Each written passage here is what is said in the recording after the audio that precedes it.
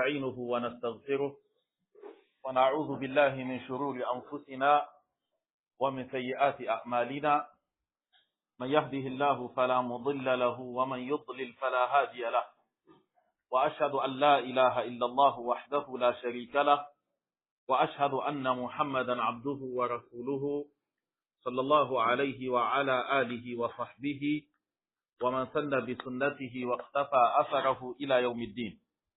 يا أيها الذين آمنوا اتقوا الله حق تقاته ولا تموتن إلا وأنتم مسلمون. يا أيها الناس اتقوا ربكم الذي خلقكم من نفس واحدة وخلق منها زوجها وبث منهما رجالا كثيرا ونساء واتقوا الله الذي تساءلون به والأرحام إن الله كان عليكم رقيبا.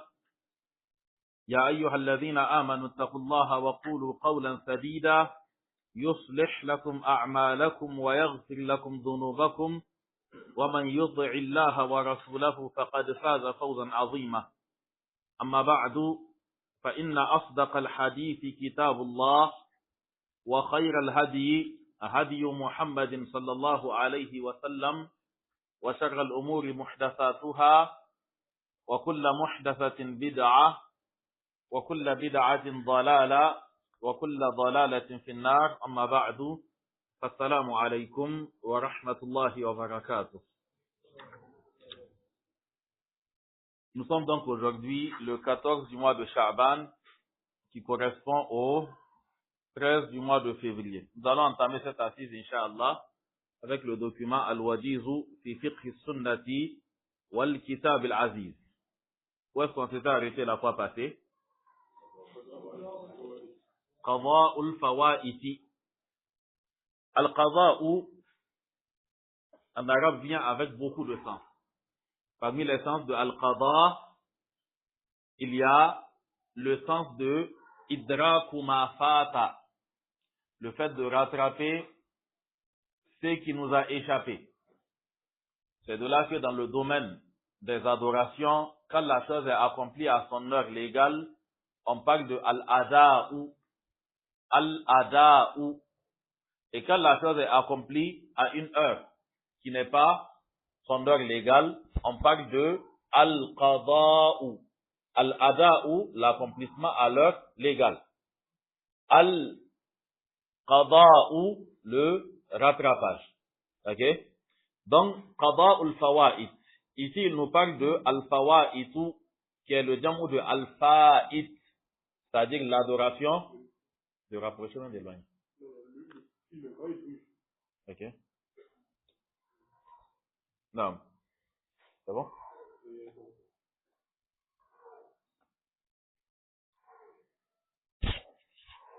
Ok. Donc, al-fawaid, c'est le jamu de al-fa'itu. Al-fa'id, qui est le ismu fa'il de quel fi'il? Fa'ata yafutu fahuwa fa'itun. Ok? Donc, al-fa'id, c'est ce qui a échappé. Al-fawa'itu, c'est son jam'u. Donc, qada'ul fawaid, c'est le rattrapage donc des prières qui nous ont échappé. D'abord, la définition, et ensuite les cas où cela est possible, et ensuite les cas où cela n'est pas possible. Qada'ul fawaiti, il nous dit an Anas radiyallahu anhu qala. Il est rapporté de Anas radiyallahu anhu qu'il a dit qala nabiyullahi, le prophète d'Allah subhanahu wa ta'ala a dit man nasiya salatan, quiconque oublie une prière, ou nama anha, ou s'endort pendant qu'elle est accomplie, c'est-à-dire qu'il s'endort de sorte à la rater. C'est pas qu'il a dormi pour rater la prière, mais il s'est endormi à son heure. Ok? Nama anis salati, ay nama fi waqti salat, ou adrakathu salat wa huwa na'imun.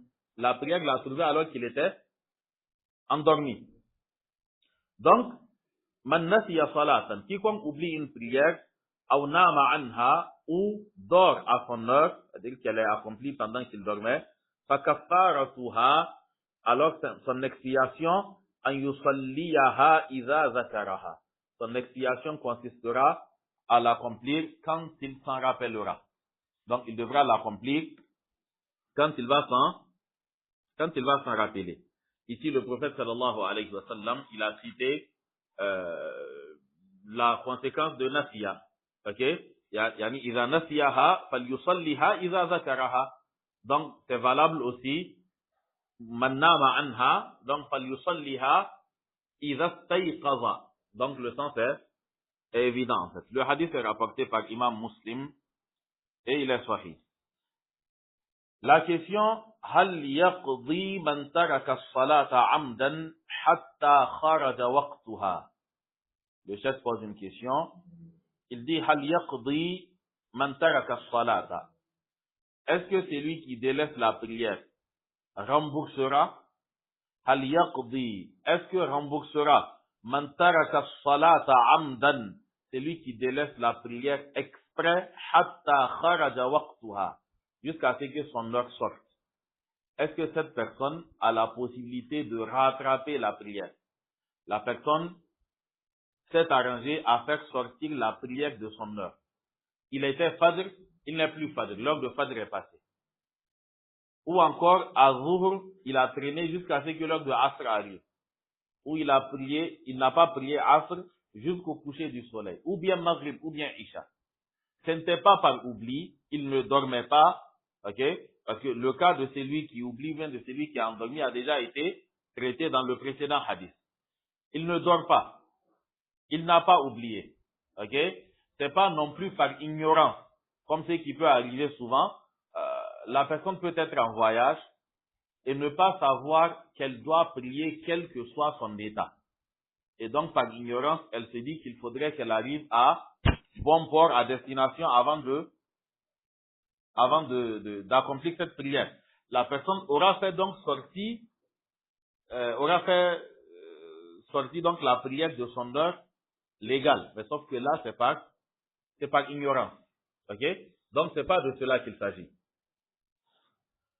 Donc, si la personne fait sortir la prière de son heure légale par ignorance, cela rejoint le cas de l'oubli et le cas du sommeil.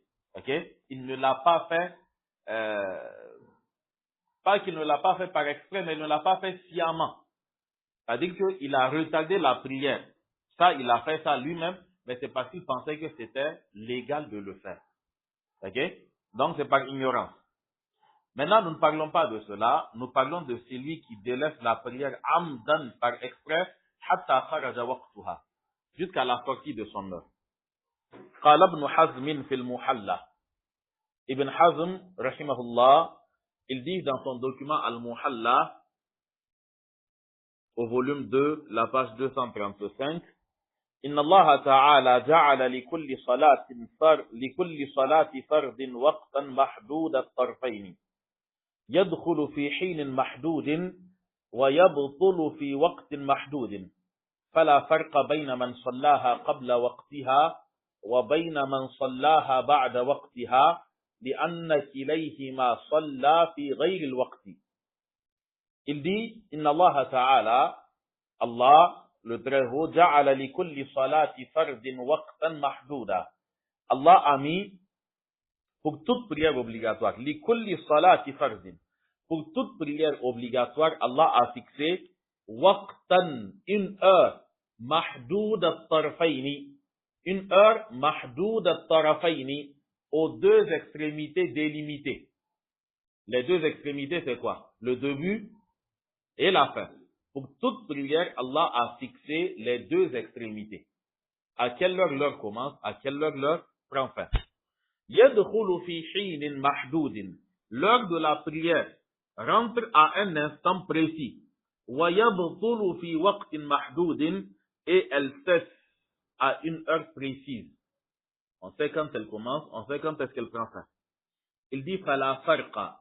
Partant de là, il n'y a aucune différence.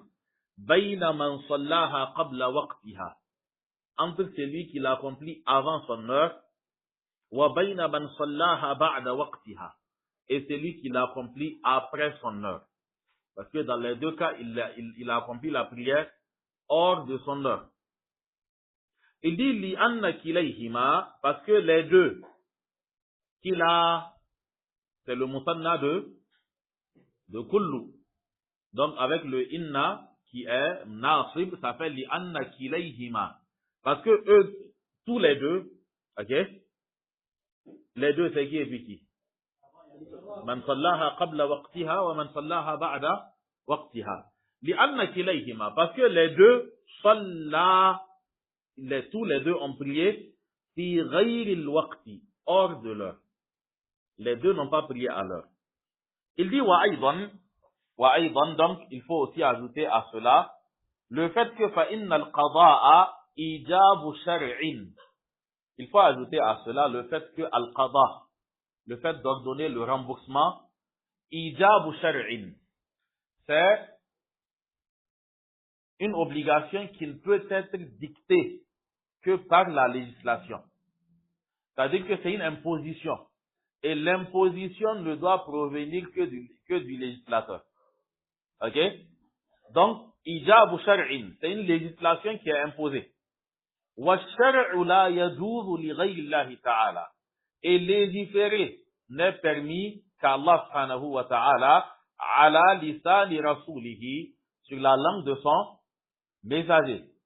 Il dit walau kana al-qada'u wajiban, si le fait de rembourser la prière était obligatoire, ala al-amidi, sur celui qui la délaisse volontairement, li tarki salati, walau kana al-qada'u wajiban ala al-amidi li tarki salati, si le fait de rembourser était obligatoire pour celui qui expressement délaisse la prière hatta yakhruja waqtuha, jusqu'à ce que sorte son heure, lama aghfala Allahu ta'ala wa la rasuluhu dhalika, alors cela n'aurait pas échappé à Allah et à son messager. C'est-à-dire que le fait d'instituer cela, le fait de clarifier cela, n'aurait pas échappé à Allah et à son messager. Ou encore, il n'aurait pas fait passer cela sous silence.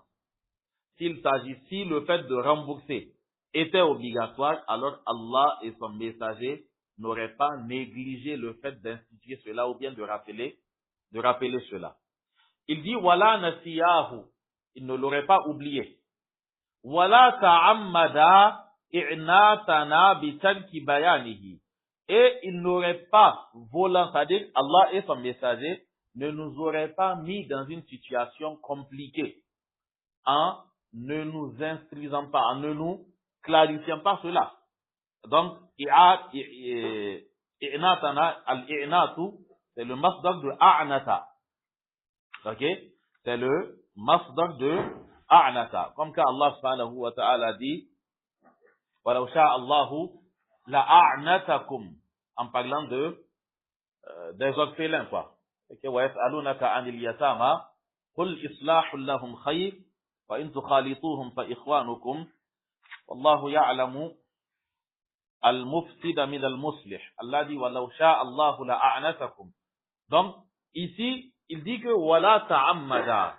Si rembourser la prière était obligatoire, Allah et son messager n'auraient pas fait exprès, i'natana, de nous mettre en situation compliquée, bitarki bayanihi, en délaissant le fait de nous clarifier cela. Ok? Et il nous rappelle le verset, wa ma kana rabbuka nasiya, et ton Seigneur n'est pas de nature à oublier. Ok? Donc, je vais paraphraser ou bien expliquer un peu les propos de Ibn Hazm.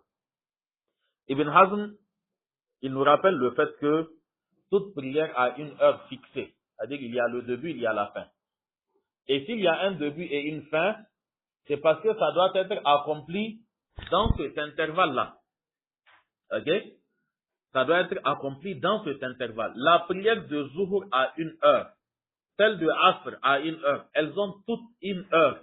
Et elles doivent être accomplies dans cette heure-là. Ok?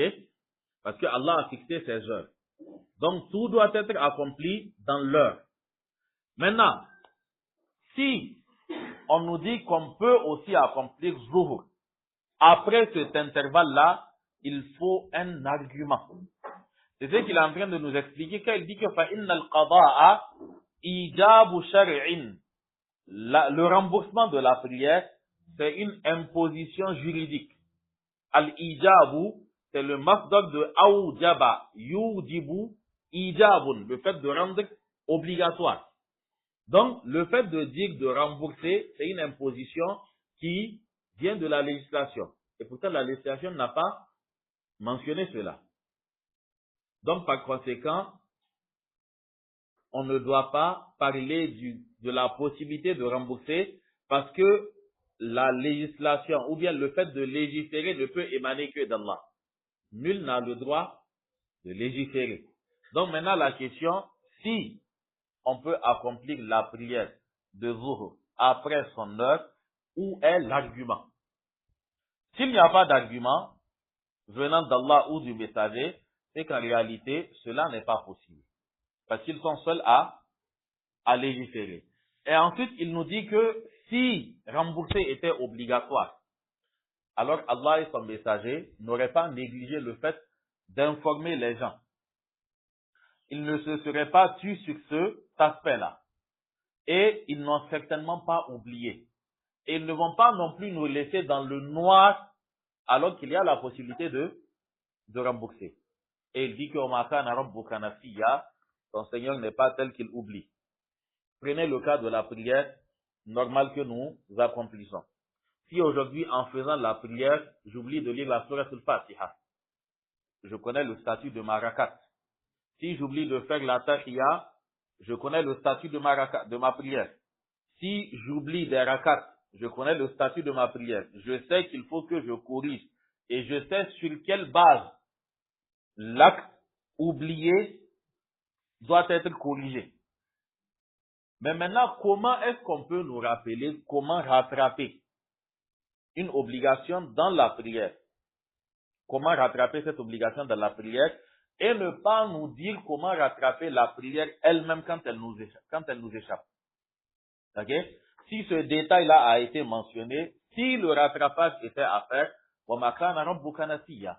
ton Seigneur n'est pas de nature à oublier. Donc, le principe c'est que, comme il l'a dit, il dit que فَلَا فَرْقَ بَيْنَ مَنْ صَلَّاهَا قَبْلَ وَقْتِهَا وَبَيْنَ مَنْ صَلَّاهَا بَعْدَ وَقْتِهَا. Parce que eux tous, صَلَّا فِي غَيْرِ الْوَقْتِ. Les deux ont prié hors de l'heure. Ok? Naam.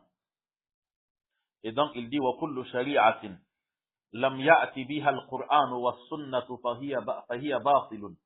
Il dit et toute législation لَمْ يَأْتِ بِهَا الْقُرْآنُ, que le Coran n'a pas rapporté, que la sunna non plus n'a pas rapporté, alors c'est une législation qui est fausse. Et donc, le fait de rembourser la prière quand on la rate de manière volontaire, c'est un acte qui n'est pas du tout légiféré. Ok?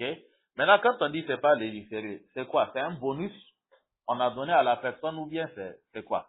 C'est-à-dire qu'il y a parmi les savants, certains qui sont d'avis, parmi les contemporains, prenons le cas du chef Salih Al-Fawzan. Ils sont d'avis que quand tu rates une prière, tu deviens mécréant. C'est-à-dire quand on te dit que tu ne vas pas rembourser, c'est pas comme si on t'a assoupli les choses en réduisant tes 4 prières. C'est ton islamité même qui est remise en cause. C'est-à-dire le fait que tu ne l'aies pas accompli là, la question qui se pose c'est, est-ce que tu es encore musulman? Ok? Donc c'est pas du tout un allègement. En réalité, c'est une sanction, c'est une punition. Ok? La même chose est à dire en ce qui concerne le jeûne, étant donné que le mois de Ramadan est en train de venir. Dans le cas du jeûne aussi, c'est lui qui rate le jeûne volontairement. La personne décide de ne pas jeûner tout simplement. Ce jour-là, la personne ne pourra pas rattraper ça. C'est lui qui décide délibérément de ne pas jeûner un jour de Ramadan. Parce que Allah nous a cité ceux qui ont la possibilité de rembourser. Les deux mentionnés dans le verset, c'est lesquels? فَمَنْ كَانَ مِنْكُمْ مَرِيضًا أَوْ عَلَى سَفَرٍ فَعِدَّةٌ مِنْ أَيَّامٍ أُخَرَ. On a cité deux cas. Ok? Al-maridu wal-musafir. Le reste du verset, وَعَلَى الَّذِينَ يُطِيقُونَهُ فِدْيَةٌ. Yutiqun, donc, en faisant allusion à la vieille femme et au vieillard.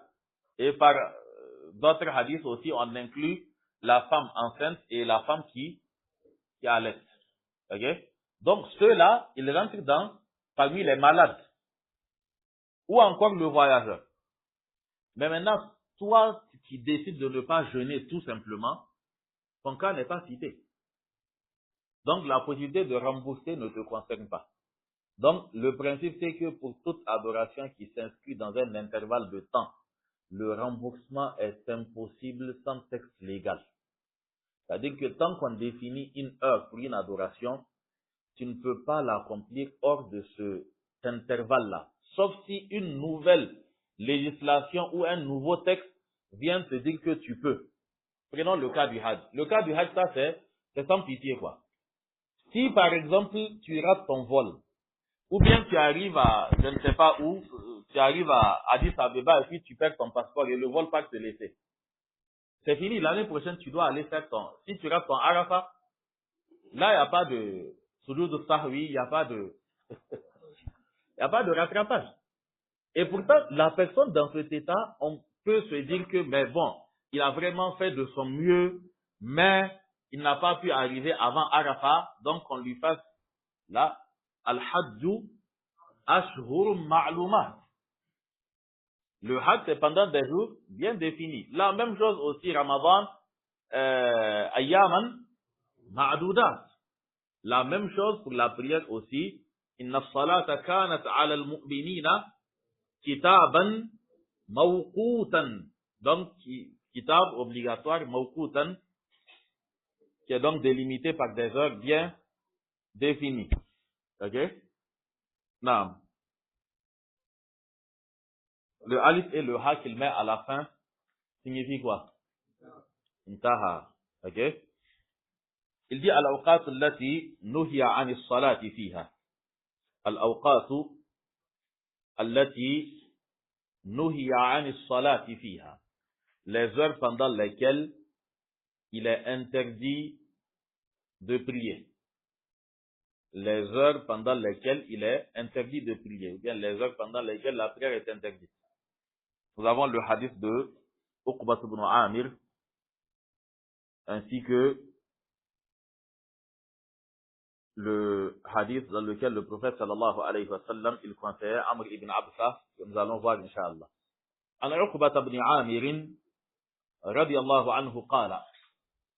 Uqbat ibn Amir, radiyallahu anhu, il dit que salatu sa'atin, kana Rasulullah sallallahu alayhi wa sallam, yanhana an nusalliya fihinna, aw an naqbura fihinna mawtana.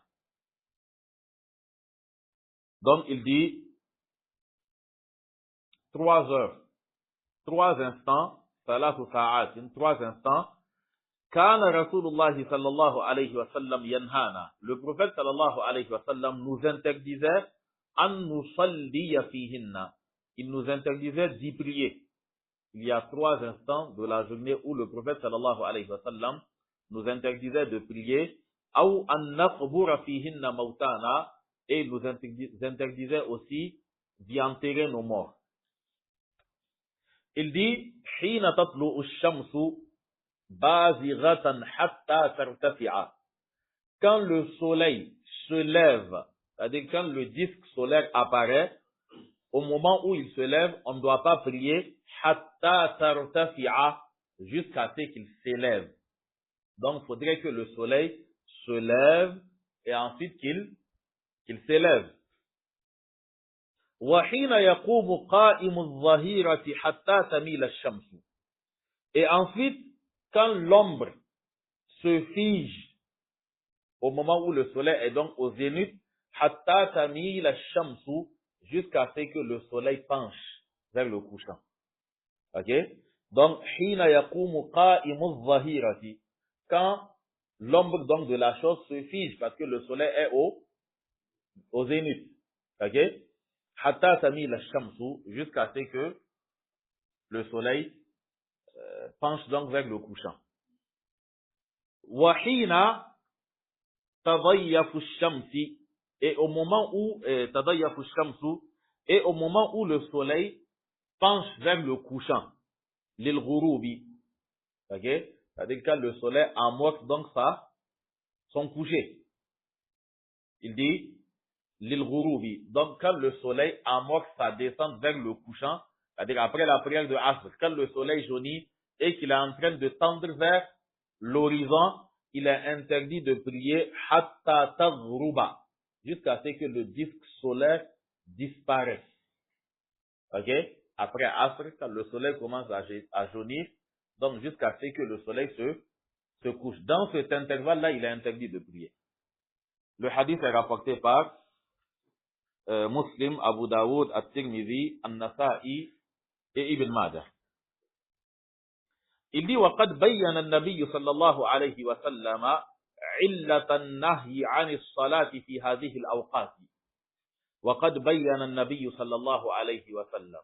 Le prophète sallallahu alayhi wa sallam, il a expliqué علة النهي, la raison de l'interdiction عن الصلاة في هذه الأوقات, de la prière pendant ces instants. Le prophète a expliqué la raison pour laquelle il est interdit de prier pendant ces heures-là.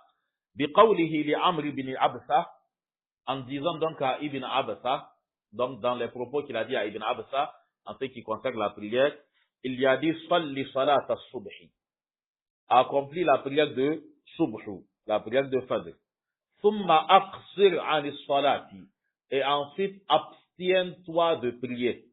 حَتَّى تَطْلُعَ الشَّمْسُ, jusqu'à ce que le soleil se lève, hatta tartafi'a, et qu'il s'élève. C'est-à-dire qu'il doit se détacher de l'horizon, il doit monter. Il dit, فَإِنَّهَا تَطْلُعُ حِينَ تَطْلُعُ بَيْنَ قَرْنَيْ شَيْطَانٍ. Parce que le soleil, quand il se lève entre deux cornes d'un démon. Ok? Quand il se lève entre deux cornes d'un démon. Il dit wahina izin, et pendant cet instant-là, yasjudu laha al-kuffaru. Pendant cet instant, les mécréants se prosternent pour le soleil. Et que vous avez des pratiques animistes qui ne se font qu'à ces instants-là. Ok, tu dois sortir tôt le matin, avant le lever du soleil. Tu attends le lever du soleil, et en ce moment, il y a des pratiques, des sacrifices et autres à faire. Et certains sacrifices, tu dois attendre que le soleil amorce sa chute donc. Donc, au moment où le soleil jaunit, avant qu'il ne se couche, c'est à ce moment qu'il faut faire ça. Et c'est pour cela que beaucoup d'entre ceux qui partent chercher les wax et autres, okay, les gris-gris, quand son fauteuil est menacé, okay, ou bien quand le fauteuil de la first lady est menacé, c'est-à-dire qu'on veut faire asseoir deux personnes sur le même fauteuil. Vous avez compris ok? Donc, ce sont des situations comme ça qui arrivent et on va demander à la personne de rater généralement l'une des deux prières. Fajr ou Asr. Ok? Fajr ou Asr. Non. Donc, ce sont des choses qui sont connues, quoi, chez les charlatans et autres. Donc, le soleil, quand il se lève, فَإِنَّهَا تَطْلُعُ حِينَ تَطْلُعُ بَيْنَ قَرْنَيْ شَيْطَانٍ. Quand il se lève entre deux cornes d'un démon. وَحِينَئِذٍ يَسْجُدُ لَهَا الْكُفَّارُ. Et pendant cet instant, les démons, les mécréants se prosternent pour le soleil. Il dit ثُمَّ صَلِّ, et ensuite prie. فَإِنَّ الصَّلَاةَ مَشْهُودَةٌ مَحْبُورَةٌ. Et ensuite prie. Parce que la prière, elle est suivie et elle est mentionnée, elle est notée par les anges. Mashhoudatun, mahduratun, ce sont des ismu maf'oul de la prière. Ok? Yani mashhoudatun wa mahduratun min qibalil malaika. Donc les anges sont là pour noter cela, quoi. Non. C'est bon? Et j'ai rien sauté. On n'est pas arrivé là-bas. Ok? Il dit, summa salli, et ensuite prie. Il parle de quel instant? C'est-à-dire après que le soleil se soit levé et qu'il se soit élevé. Il dit summa salli, ensuite prie. Car la prière mashhoudatun mahduratun. Parce que la prière, quand elle est accomplie, les anges y assistent. Ok? Et donc prie de cet instant-là, hatta yastaqilla dhillu birrumhi, jusqu'à ce que l'ombre se confonde à la lance. Quand vous plantez une lance, à quel moment est-ce que l'ombre se confond à la lance? Quand le soleil est au zénith. Donc prie jusqu'à ce que l'ombre se confonde à la lance. C'est-à-dire en ce moment-là, le soleil est au zénith. Donc, du moment où le soleil s'est levé, il est légal de prier jusqu'à ce que le soleil atteigne le zénith. Yastaqillu, c'est dans le sens de, il se, yatataruwa. Ok, c'est-à-dire que l'ombre se confonde à la lance. Hatta yastaqilla dhillu birrumhi. Thumma aqsir an as-salati. Et ensuite, abstiens-toi de prier. فَإِنَّهُ حِينَئِذٍ تُسْجَرُ جَهَنَّمُ. Et donc, abstiens-toi de prier à cet instant, parce que à cet instant, l'enfer est attisé. L'enfer est attisé. فَإِذَا أَقْبَلَ الْفَيْءُ. Et quand vient l'ombre qui se dégage donc du côté du levant, parce que le soleil a penché vers le couchant, donc il dit que فَإِذَا أَقْبَلَ الْفَيْءُ, quand l'ombre du levant, l'ombre qui va vers le levant, se dégage donc de la lance, alors fasalli, prie. فَإِنَّ الصَّلَاةَ مَشْهُودَةٌ مَحْضُورَةٌ. Car la prière, les anges y prennent part. حَتَّى تُصَلِّيَ الْعَصْرَ. Continue de prier jusqu'à Asr. Il dit ثُمَّ أَقْصِرْ عَنِ الصَّلَاةِ. Après la prière de Asr, abstiens-toi de prier حَتَّى تَغْرُبَ الشَّمْسُ, jusqu'à ce que le soleil se couche. فَإِنَّهَا تَغْرُبُ بَيْنَ قَرْنَيْ شَيْطَانٍ. Parce que quand le soleil se couche, il se couche entre les cornes d'un démon. وَحِينَئِذٍ يَسْجُدُ لَهَا الْكُفَّارُ. Et à cet instant, les mécréants se prosternent pour le soleil. C'est-à-dire les adorateurs du soleil, des autres astres, ainsi que les adorateurs des démons en question. Le hadith est rapporté par Imam Muslim. Ok? Donc, à ces trois instants, grosso modo, il est interdit de prier. Grosso modo, parce qu'il y a des exceptions. Ok? Il dit, وَيُسْتَثْنَى مِنْ هَذَا النَّهْيِ زَمَانٌ وَمَكَانٌ. Sont exceptés de cette interdiction certains lieux et certains instants. C'est-à-dire que certains lieux ne sont pas soumis à ces interdictions. Tu peux prier à n'importe quel moment. Ok? Et certaines périodes de certains jours font aussi exception. Tu peux prier tant qu'il s'agit de ce jour-là, même au cas où il s'agit de l'heure d'interdiction.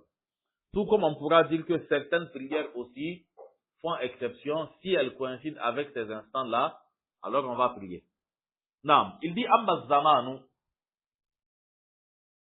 pour ce qui est de l'instant où l'interdiction est levée, il dit que فَعِنْدَ الْإِسْتِوَاءِ يَوْمَ الْجُمُعَةِ. Il s'agit du zénith du vendredi. L'istiwa, au moment où le soleil s'installe au bon milieu, quoi. Pas le istiwa dans les shifat. Donc, il dit que فَعِنْدَ الْإِسْتِوَاءِ يَوْمَ الْجُمُعَةِ. Quand le soleil se fiche donc au zénith le vendredi. Ce jour-là fait exception.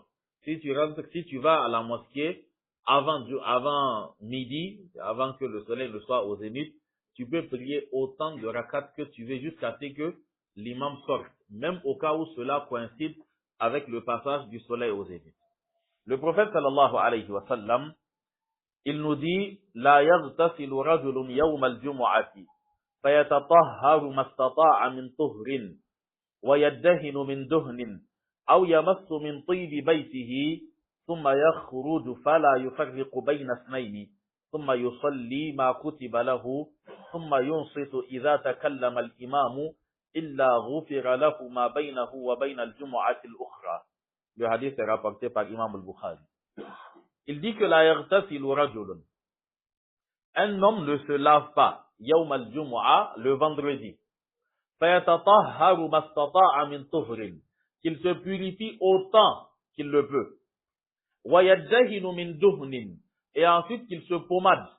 C'est-à-dire qu'il s'applique de la pommade, quoi. Aw yamassu min tibi baytihi. Ou encore qu'il se parfume avec le parfum de sa maison. Avec, c'est pour dire se parer, quoi, s'embellir à l'occasion de la prière avec tout ce qui rentre dans la notion de parer.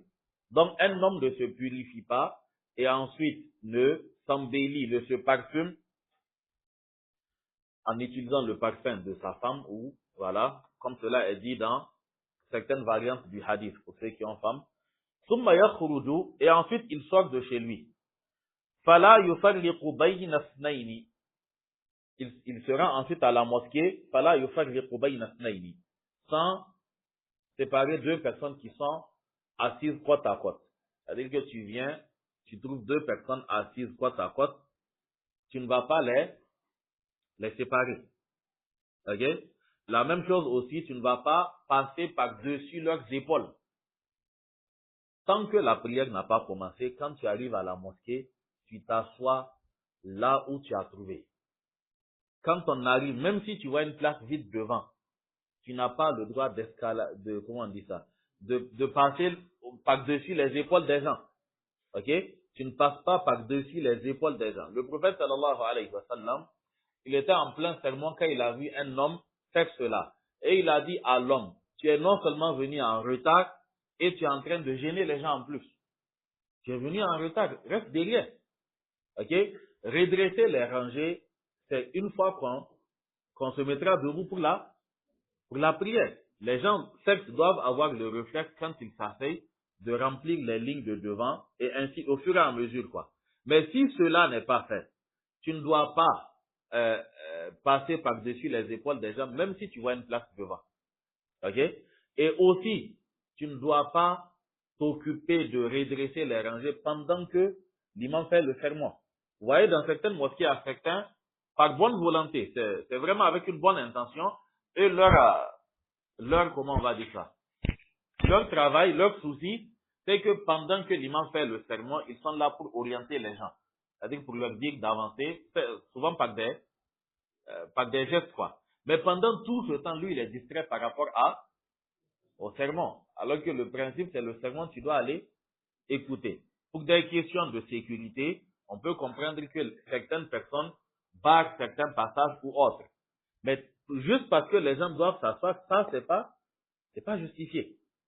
Quand on se mettra debout pour prier, en ce moment, tu pourras redresser les rangées, mais pas pour le sermon. Pour le sermon, laisse les gens s'asseoir. On peut interpeller les gens. L'imam peut lui-même interpeller les gens en leur disant de combler les vides qu'il y a devant. En disant aux gens d'avancer. Mais toi, c'est pas ton travail, quoi. Ok? Donc, fala yufarriqu bayna ithnayni. Il rentre dans la mosquée et il ne sépare pas deux personnes qui sont assises côte à côte. Summa yusalli ma kutiba lahu. Et ensuite, la personne se met debout et elle prie ce qu'elle peut. Elle prie ce qu'Allah lui aura permis de prier. C'est-à-dire qu'il n'y a pas de limite.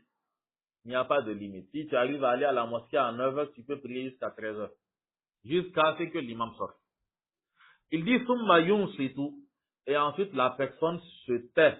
Iza takallama al-imamu. Quand l'imam se met à parler. Quand la personne fait tout cela là, ok, c'est-à-dire que la personne se lave, la personne se purifie, la personne se parfume, la personne arrive à la mosquée sans déranger les gens, la personne fait des prières facultatives, la personne ne bavarde pas pendant que l'imam fait le sermon, illa ghufira lahu ma baynahu wa bayna al-jum'ati al-ukhra. Quand la personne fait cela, alors on lui pardonne ce qu'il y a entre ce vendredi et l'autre vendredi. Dans ce hadith, le prophète sallallahu alayhi wa sallam, il n'a pas fixé de limite. Il a dit que la personne est sortie pour aller à la mosquée un vendredi et que la personne a prié autant de prières qu'Allah lui aura permis. Il n'a pas fixé de limite en disant que quand vient le zénith, la personne doit doit arrêter les nawafil jusqu'à ce que le zénith passe pas. Donc, cet instant du vendredi fait exception. Naam. Le hadith est rapporté par Imam al-Bukhari. فَنَدَبَهُ إِلَى صَلَاةِ مَا كُتِبَ لَهُ وَلَمْ يَمْنَعْهُ عَنْهَا. L'auteur nous dit فَنَدَبَهُ. Le prophète sallallahu alayhi wa sallam, il a incité cet homme-là, إِلَى صَلَاةِ مَا كُتِبَ لَهُ. Il a incité cet homme à accomplir autant de prières qu'il peut. وَلَمْ يَمْنَعْهُ عَنْهَا. Et il ne lui a pas fixé de limite. Il ne lui a pas interdit de prier إِلَّا فِي وَقْتِ خُرُوجِ الْإِمَامِ. Que quand l'imam sortira. C'est-à-dire quand l'imam rentrera dans la mosquée. C'est à cet instant seulement qu'il doit se taire, s'asseoir et écouter le sermon. On ne lui a pas fixé de limite pour sa prière. La limite de sa prière, c'est quand l'imam sortira. وَلِهَذَا قَالَ غَيْرُ وَاحِدٍ مِّنَ السَّلَفِ.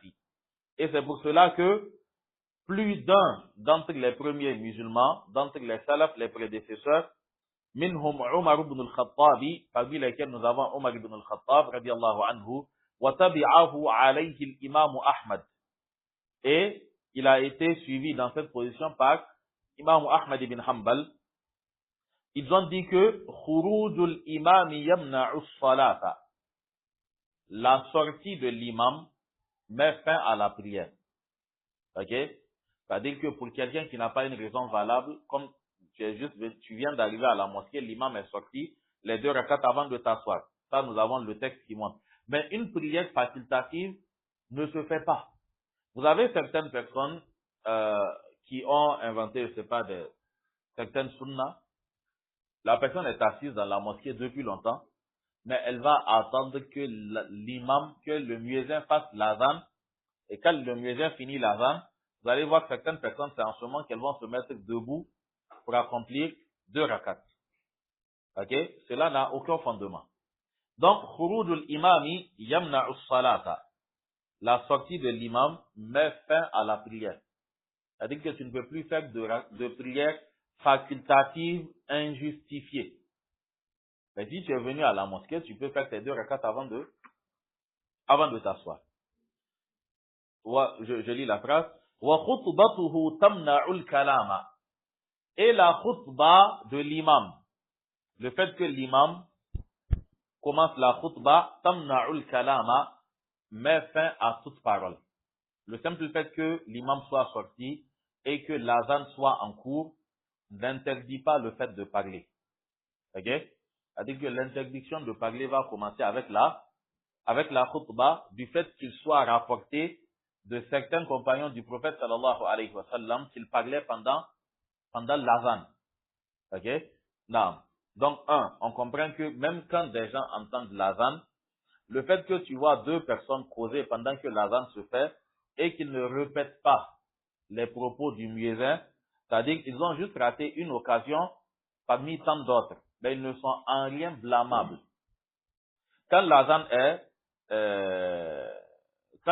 faite, par exemple, pendant un cours, tu n'es pas tenu d'interrompre le cours pour répondre au muezzin. Il y a des situations de la vie, en fait, qui sont là, qui ne te donnent pas cette latitude-là d'interrompre à chaque fois que tu entendras un azan retentir quelque part pour répondre. Donc, celui qui le fait, il n'est en rien blâmable. Vous avez, dans certains lieux où on demande aux gens juste de se taire quand on fait l'azan, c'est même pas pour répéter, c'est que le muezzin est en train de dire, quoi. Non. Donc, خروج الإمام يمنع الصلاة وخطبته تمنع الكلام فجعل المانع من الصلاة خروج الإمام لانتصاف النهار. Ils ont fait donc de l'élément qui interdit la prière la sortie de l'imam et non pas le fait que la journée atteigne son milieu. انتصاف النهار أي بلوغ النهار نصفه.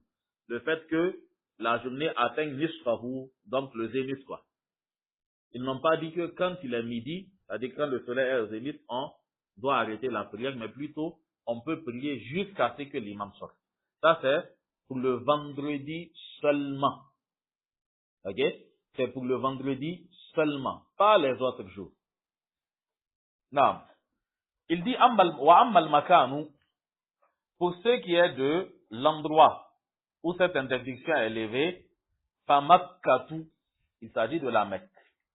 Wa ammal makanu fa makkatu, pour ce qui est, pourquoi il n'a pas dit ammal makanu makkatu? Pourquoi il a reconduit le fa? Ammal makanu fa makkatu. Parce que quand on cite amma, le jawab sera forcément précédé de amma. Fa ammal yatima sera précédé de fa. Fa ammal yatima fala taqhar wa amma sa'ila fala tanhar. Partout vous avez des amma, vous aurez des fa. Donc il dit wa ammal makanu fa makkatu. Quant au lieu où cette interdiction ne tient pas, alors il s'agit de la Mecque. Zadaha Allahu ta'ala tashrifan wa ta'zima. Allah subhanahu wa ta'ala augmente à la Mecque donc davantage de valeur. Pour ce qui est de la Mecque, il y avait une question. C'est bon? Pour ce qui est donc de la Mecque, فَلَا تُكْرَهُ الصَّلَاةُ فِيهَا فِي شَيْءٍ مِّنْ هَذِهِ الْأَوْقَاتِ. Pour ce qui est de la Mecque, il n'est aucunement détesté d'y prier pour aucune de ces heures. C'est-à-dire que ces heures où il est interdit de prier, la Mecque n'est pas concernée. لِقَوْلِهِ صلى الله عليه وسلم. Parce que le prophète sallallahu alayhi wa sallam, en s'adressant aux Banu Abdi Manaf, qui étaient donc ceux qui détenaient les clés de la Mecque, les clés de l'enceinte, en fait, ceux qui étaient les responsables des clés, il leur a dit, Ya Bani Abdi Manaf, La tamna'u ahadan tafa bihadha al-bayti wa salla ayyata sa'atin min laylin aw naharin. Ô vous les Banu Abdi Manaf, La tamna'u ahadan, n'interdisez à personne, tafa bihadha al-bayti, qui a fait le tawaf autour de cette maison, wa salla, ou encore qui a prié, ayyata sa'atin min laylin aw naharin. Peu importe l'heure du jour ou de la nuit. Vous ne pouvez pas interdire le tawaf ni la prière à toute personne qui rentre ici, quelle que soit l'heure de la journée ou encore l'heure de la nuit. Cela montre qu'il n'est interdit de prier à aucun moment dans ce lieu-là. Non, donc là, il s'agit de la période claire où c'est, voilà, ainsi que du lieu clair. Mais maintenant, il y a aussi d'autres causes qui peuvent faire que l'interdiction soit levée. Ce hadith, il est rapporté par Ibn Majah, At-Tirmidhi et An-Nasa'i, et c'est un hadith qui est sahih. Il dit, وَالصَّلَاةُ الْمَنْهِيُّ عَنْهَا فِي هَذِهِ الْأَوْقَاتِ هِيَ صَلَاةُ التَّطَوُّعِ الْمُطْلَقِ الَّذِي لَا سَبَبَ لَهُ فَيَجُوزُ فِي هَذِهِ الْأَوْقَاتِ قَضَاءُ الْفَوَائِدِ فريضة كانت أو نافلة لقوله إلى آخره. Il dit وَالصَّلَاةُ الْمَنْهِيُّ عَنْهَا فِي هَذِهِ الْأَوْقَاتِ. La prière interdite pendant ces trois instants que nous avons cités, هِيَ صَلَاةُ التَّطَوُّعِ الْمُطْلَقِ. C'est la prière facultative injustifiée, c'est-à-dire qui n'a pas une cause, qui n'a pas une raison. Tu t'es juste levé, tu veux faire des nawafil. Tu t'es juste levé, tu veux faire des nawafil. C'est ce qui est interdit. Mais la prière nafila ou la prière circonstancielle qui se présente pendant ces heures-là, tu vas l'accomplir, l'interdiction ne tient pas. Si le soleil s'éclipse à l'un de ces trois moments, on ne pourra pas interdire la prière de l'éclipse. Ou encore, tu rentres dans une mosquée à l'une de ces heures, tu pourras faire tes deux rakats. Tu feras tes deux rakats avant de t'asseoir. Ok? Ou une situation se présente où tu dois faire istikhara. Ok? C'est pas seulement pour se marier qu'on fait istikhara. Le prophète sallallahu alayhi wa sallam, Jabir ibn Abdullah nous dit, quand tu vois quelqu'un chercher l'invocation de istikhara, généralement c'est un truc comme ça. Ok? Le prophète sallallahu alayhi wa sallam, Jabir dit qu'il leur enseignait l'invocation de istikhara comme il leur enseignait une sourate du Coran. Et le prophète sallallahu alayhi wa sallam, il a dit, Iza hamma ahadukum bi amrin, quand l'un d'entre vous prend la décision de faire une chose, nakira, Iza hamma ahadukum bi amrin. Quand l'un d'entre vous prend la décision de faire une chose, quelle que soit cette chose-là, la personne fait istikhara. Et il a été clair, hamma ahadukum bi amrin. La personne a pris une décision. C'est-à-dire que tu as déjà pesé le pour et le contre, tu as pris une décision. Maintenant, tu fais ta istikhara. C'est pas pendant que tu es dans ta confusion, tu fais ta istikhara et tu t'attends à rêver. Si tu vois du blanc, tu prends ça, si tu sais pas de ça qu'il s'agit. C'est-à-dire qu'on fait pas la istikhara en attendant, en espérant rêver d'un signe qui nous dira laquelle des deux options est la meilleure. Tu utilises les moyens qui sont à ta portée. Tu demandes conseil aux experts du domaine, tu prends des conseils, tu pèses le pour, le contre et le tout, tu prends une décision et tu fais ta istikhara. Et c'est pour cela que quand on fait l'invocation, on dit quoi? Allahumma in kunta ta'lamu anna hadha al-amra. Dans l'invocation, tu ne dis pas Allahumma in kunta ta'lamu anna ahada hadhayn al-amrayni. Tu as dit, in kunta ta'lamu anna hadha al-amra. Si tu sais que cette chose-là que j'ai décidé de faire, khayrul li fi dini wa ma'ashi wa aqibati amri, ajilihi wa ajilih. Dans ce cas, on fait, la suite c'est quoi? Faqdurhu li wa yassirhu li, thumma barik li fihi. Ok. C'est donc beaucoup mais pas en direct. Hein? Hein? Là. Ensuite, il dit, وَإِن كُنْتَ تَعْلَمُ أَنَّ هَذَا الْأَمْرَ شَرٌّ لِي فِي دِينِي وَمَعَاشِي وَعَاقِبَةِ أَمْرِي. Avec l'autre ajout, أَجِلِهِ وَعَاجِلِهِ فَاصْرِفْهُ عَنِّي وَاصْرِفْنِي عَنْهُ وَاقْدُرْ لِي الْخَيْرَ حَيْثُ كَانَ ثُمَّ أَرْضِنِي بِهِ. Vous voyez que l'invocation est claire. Si cela est un bien pour moi, alors prédestine-moi cela, facilite-moi cela, bénis-moi cela. Et si c'est un mal pour moi, c'est que tu n'es pas dans une situation d'ambiguïté. C'est une erreur le fait de penser que la istikhara, quand tu l'as fait, tu dois rêver. C'est aussi une erreur de penser que quand tu fais la istikhara, tu ne seras pas éprouvé. C'est une erreur. Tu as demandé à Allah de te faire le choix pour ce qui est mieux pour toi dans la vie d'ici-bas, ainsi que dans l'au-delà. C'est qu'on sait, c'est que quand tu feras la istikhara, c'est-à-dire quand on regarde d'un point de vue de la religion, tu ne pourras pas regretter cet acte-là. Mais rien ne prouve que si c'est un projet que tu n'iras pas en faillite. Rien ne prouve que si c'est une femme qu'elle ne va pas te traumatiser. Mais peut-être que ton paradis est là-bas. Ok? Donc, c'est pas du tout ce qui est voulu ici. Le hadith, l'invocation est claire. Ok? In kunta ta'lamu anna hadha al-amra khayrun li fi dini wa ma'ashi wa aqibati amri. Ok? Donc, qu'on ne fasse pas d'amalgame, quoi. Alaykoum salam. Oui, bien sûr.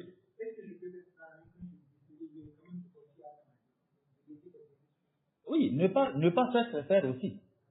Ok? Ne pas faire, c'est aussi, c'est-à-dire que l'inaction, c'est aussi une action dans le domaine religieux ou bien en termes de conséquences. C'est-à-dire que ne pas parler, c'est une position. Tu vois quelque chose, tu n'interdis pas. Tu as posé un acte en réalité. Pourquoi est-ce que les Banu Israël ont été maudits? C'est pour l'inaction. Lu'ina alladhina kafaru min bani Israëla ala lisani Daoud wa Isa ibn Maryam dhalika bima asaw wa kanu ya'tadun kanu la yatanahawna 'an munkarin fa'aluhu. Allah dit la bi'sa ma kanu yaf'alun. Leur péché c'est quoi? Kanu la yatanahawna 'an munkarin fa'aluhu. Ils ne s'interdisaient pas le mal qu'ils faisaient. Et Allah dit la bi'sa ma kanu yaf'alun. Comme un mauvais ce qu'ils faisaient. Ils faisaient quoi? Ils ne faisaient rien. Le fait de ne pas faire aussi, c'est faire. Pour aller encore loin dans les détails, c'est pour cela que les savants considèrent que il n'y a pas de vide juridique dans le domaine religieux. Le fait que le prophète sallallahu alayhi wa sallam ne fasse pas, c'est aussi une action. Le fait qu'il ne fasse pas, c'est aussi une législation, quoi. Cela montre qu'on ne fait pas. Comme quand les compagnons ont voulu argumenter en ce qui concerne l'absence de la iqama et de l'azan pour la prière de Eid. Ils disent, nous avons prié avec le prophète sallallahu alayhi wa sallam le Eid plus d'une fois, plus de 2 fois, ainsi que derrière telle personne et telle personne, il n'y avait ni azan ni iqama. Leur argument c'est quoi? Le fait que le prophète sallallahu alayhi wa sallam ne le fasse pas.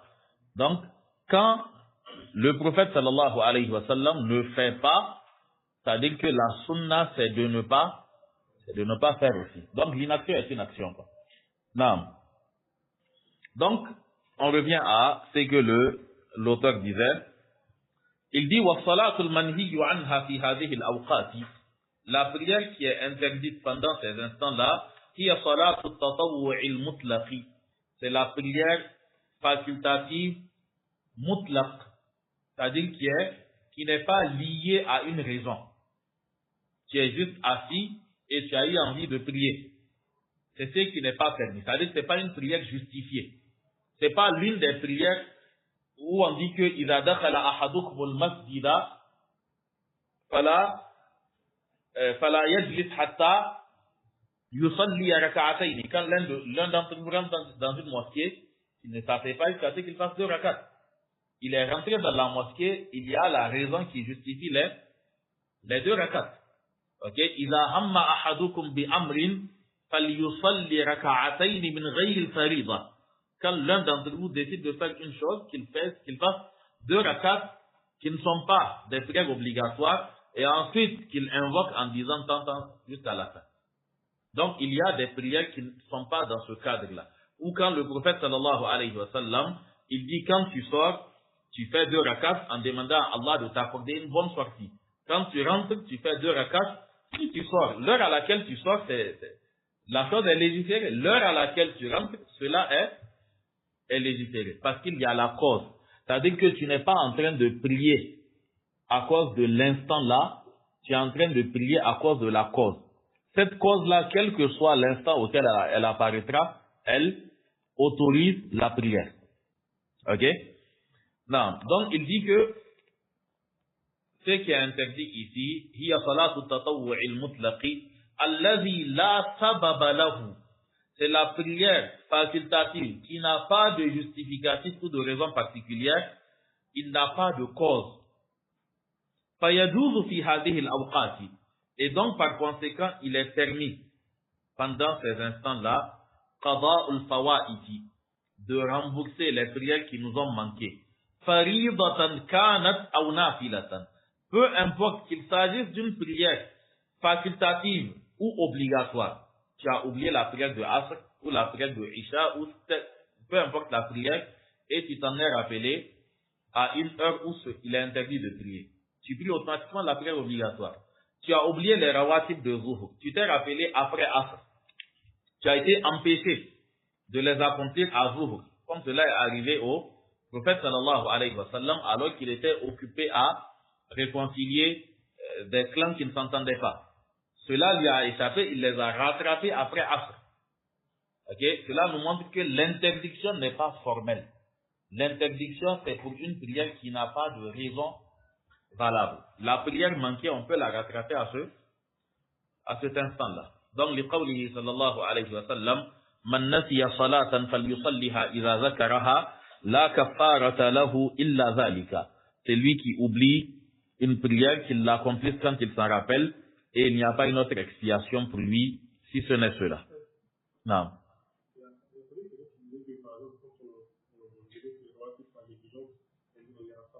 Ah non, la négligence n'a pas sa place ici. Ok? Quand tu laisses par négligence, c'est qu'on entend par que tu as laissé exprès.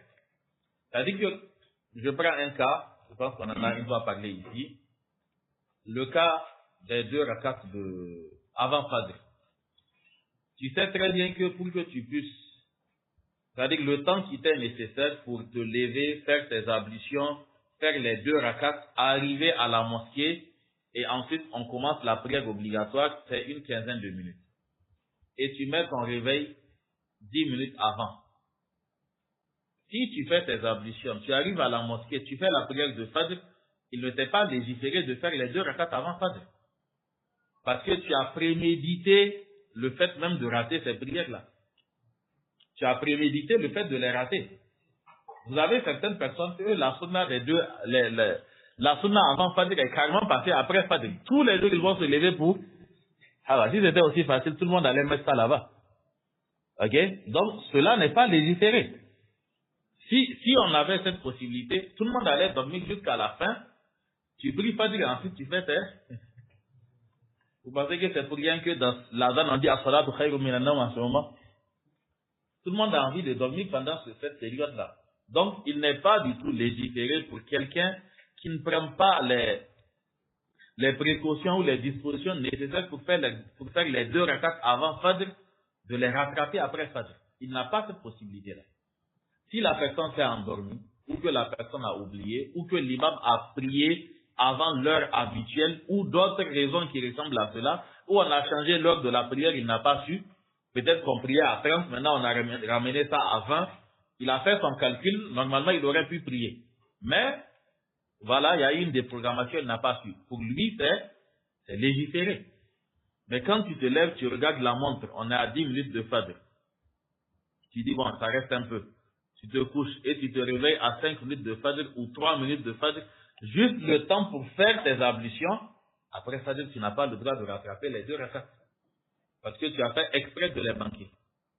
Ok? Non. Les autres exceptions, l'auteur nous les cite. Il dit que كما تجوز الصلاة عقيب الوضوء في أي وقت كان. Tout comme il est permis aussi de prier après les ablutions, peu importe l'heure. في أي وقت كان. Peu importe l'heure. À cause du hadith de Abu Huraira que nous avons vu.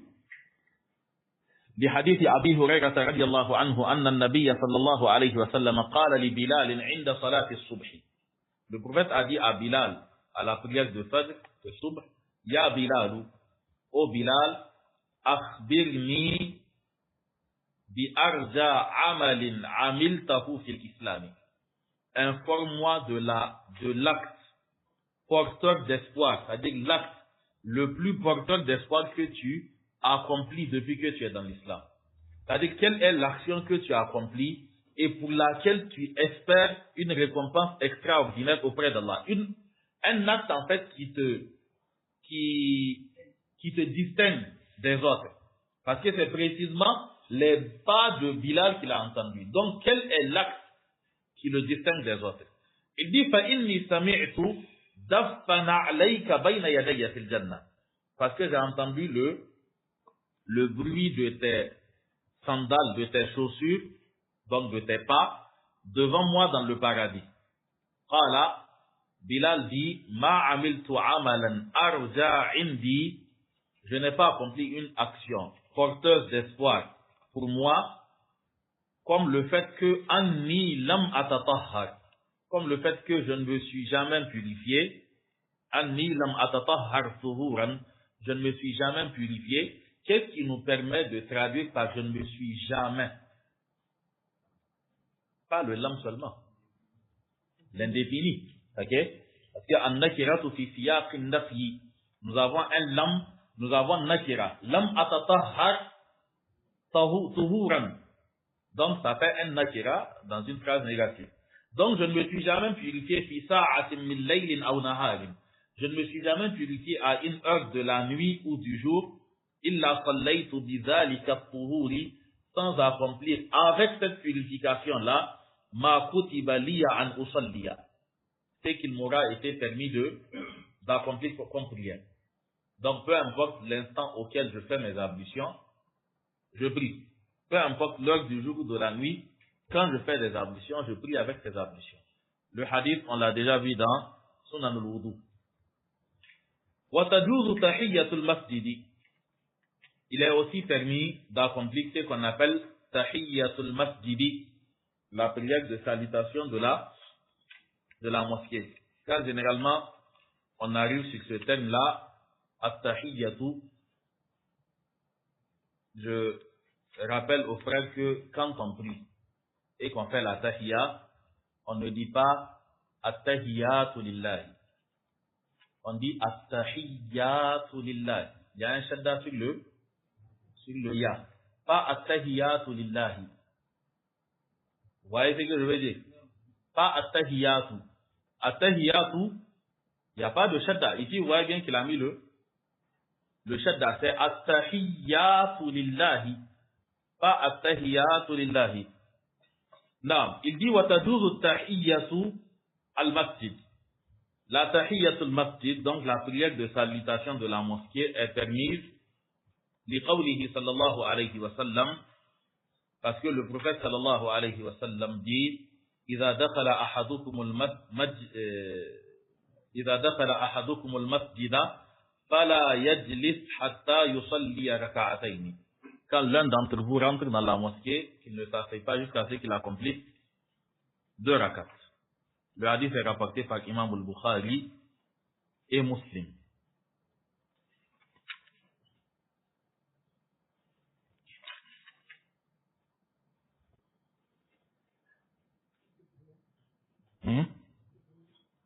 لا نزيد قليلا. Il dit النهي عن التطوع بعد طلوع الفجر وقبل صلاة الصبح. L'interdiction de faire des prières facultatives après le lever du soleil et après l'apparition de l'aube. Ok? L'interdiction d'accomplir des prières facultatives après l'apparition de l'aube et avant la prière de Soubh. Ok? C'est vrai, l'apparition de l'aube n'est pas le lever du soleil. Donc, ba'da tulu'il fajri wa qabla salati subhi. Fajr est apparu. C'est-à-dire que, grosso modo, le deuxième azan est fait à son heure. Le deuxième azan marque donc c'est-à-dire l'apparition du fajr. Une fois que le fajr apparaît, il n'est pas permis de prier, excepté les 2 rakats que nous faisons. En dehors de ça, on ne prie pas. C'est seulement les 2 rakats qu'on fait, ok, qui doivent être faites. En dehors de cela, on ne prie pas. Donc il dit, comprenez bien, nous parlons de l'instant qu'il y a entre le lever du soleil et la prière de Fajr.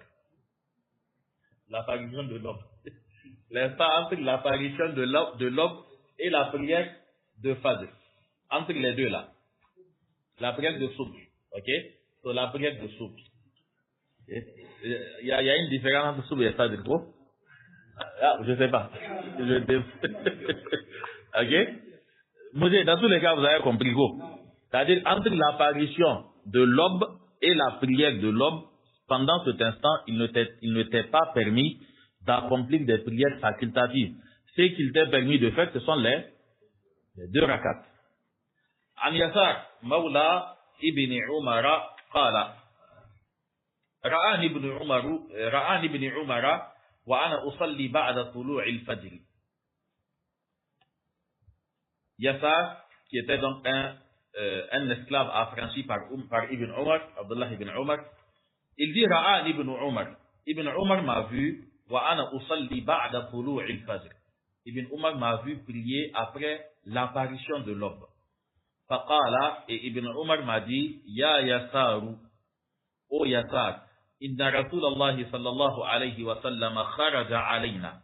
Le prophète sallallahu alayhi wa sallam est sorti alors qu'on était dans la mosquée. Wa nahnu nusalli hadhihi as-salata. Et on était en train d'accomplir cette prière-là. C'est-à-dire, on est en train de faire comme toi. On est en train de prier. Faqala, et le prophète sallallahu alayhi wa sallam nous dit, liyuballigh shahidukum ghaibakum. Que celui qui est présent parmi vous informe celui qui est absent. Liyuballigh, c'est quelle langue?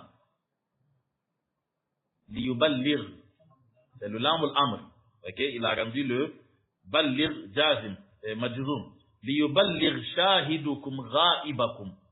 Que celui qui est présent parmi vous informe celui qui est absent. La tusallu ba'da al-fajr. Après l'apparition de l'aube, ne priez pas illa sajdataini, en dehors de 2 rakats. Sajdataini bi ma'na rak'ataini. Ok, le hadith est rapporté par Abu Daoud et At-Tirmidhi. At-Tirmidhi l'a rapporté avec des expressions plus succincte où il dit la salata ba'da al-fajr illa sajdatayn. Après l'aube, il n'y a aucune prière en dehors des 2 rakats. Il dit an-nahyu an at-tatawwu'i idha uqimat as-salatu. L'interdiction de faire des prières facultatives quand la iqama est faite. An Abi Hurayrata radiyallahu anhu anna an-nabiy sallallahu alayhi wa sallam qala. Abu Hurayra rapporte que le prophète sallallahu alayhi wa sallam a dit idha uqimat as-salatu fala salata illa al-maktuba. Quand on fait la iqama pour la prière, fala salata, il n'y a aucune prière légiférée illa al-maktuba, excepté la prière obligatoire. Quel est le sens de ce hadith-là? Quand la personne est par exemple au début de sa prière facultative, tu as entamé 2 rakats facultatives et en ce moment on fait la iqama. Quand on fait la iqama, tu interromps ta prière parce qu'il est impossible que tu puisses terminer tes 2 rakats avant qu'on ne finisse de redresser les rangées et que l'imam ne fasse son takbir. Mais on est en train de faire la iqama et tu es par exemple dans la tahiyya. Ok? Tu es en train de faire la tahiyya pour lancer la salam. On est en train de faire la iqama. Alors, tu t'empresses de terminer de sorte à ce que tu finisses avant qu'on ne finisse de redresser les rangées, de sorte à ne pas rater le takbir. Ok? Maintenant, comment est-ce qu'on sort de la prière? On sort de la prière par l'intention. Il n'y a pas de salam légiféré pendant que tu es en plein ruku ou pendant que tu es debout ou autre. Tu sors de la prière par l'intention. Ok? C'est-à-dire que ça soit, il y a l'intention et ta manière même de te comporter montre que tu es sorti de la prière. Ok? C'est pour cela que quand les savants se sont posé la question, à partir de quel mouvement on considère que la personne n'est plus en prière. Parce que quand tu pries, il t'est interdit de te mouvoir dans tous les sens. Okay? Certains ont dit à partir de 3 mouvements. D'autres ont trouvé que non, il n'y a pas d'argument. Certains, qu'est-ce qu'ils disent? Ils disent que cela revient à l'appréhension de ceux qui sont autour de toi. Si ceux qui sont autour de toi, en te regardant, n'ont pas l'impression que tu es en train de prier, c'est que tu n'es pas en train de prier. C'est-à-dire que tes agissements ont atteint le niveau où il est inconcevable qu'on dise que tu es en train de prier. Ok? C'est-à-dire que tu pries, tu regardes par-ci, tu regardes par-là, tu enlèves le téléphone, ça va. Même si on ne te dit pas ça, tu sais que tu n'es pas en train de prier. Donc, à la polyhal, on sort de la prière par l'intention. Pas besoin de lancer la salam ou autre pendant la prière. Okay? Alors qu'on n'est pas en position de tahiyya. Vous savez, souvent, il est dangereux de comprendre certaines choses à moitié. Vous voyez le hadith où le prophète sallallahu alayhi wa sallam est rentré dans la mosquée, Abu Bakr dirigeait, et pour faire signe à Abu Bakr, ils se sont mis à taper sur leurs mains. Et le prophète sallallahu alayhi wa sallam, à la fin, il leur a dit, mais qu'est-ce que vous avez à taper sur vos mains? Innama tasfiqu lin-nisa. Le fait de taper sur les mains comme ça ou comme ça, il dit que ça, c'est les femmes qui le font. Ceux qui sont dans la prière, c'est-à-dire les hommes quand ils prient, il dit quand quelque chose surgit dans la prière, alors, fasabbihu, dites subhanallah. Le subhanallah va interpeller celui à qui vous vous adressez. On était en train de prier, son téléphone a sonné. Et il a décroché le téléphone, il dit à la personne, subhanallah. Hein? Il décroche le téléphone et il revoit, il dit à la personne subhanallah. Okay, lui, pour lui, en fait, c'est le hadith qui a dit quand quelque chose survient dans la prière qui dit subhanallah. Okay? Donc, on n'entend pas de prière, et quand la prière est en cours aussi, et qu'il est impossible de la terminer, alors on l'interrompt par l'intention, on se range.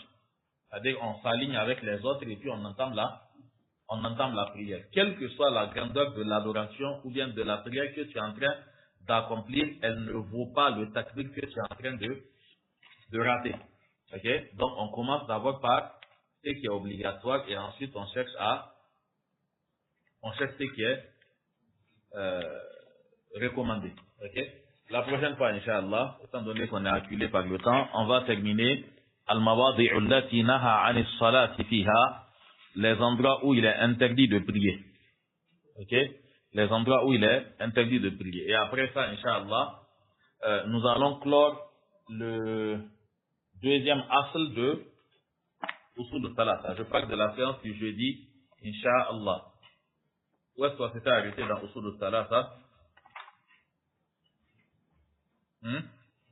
On s'était arrêté à quel niveau?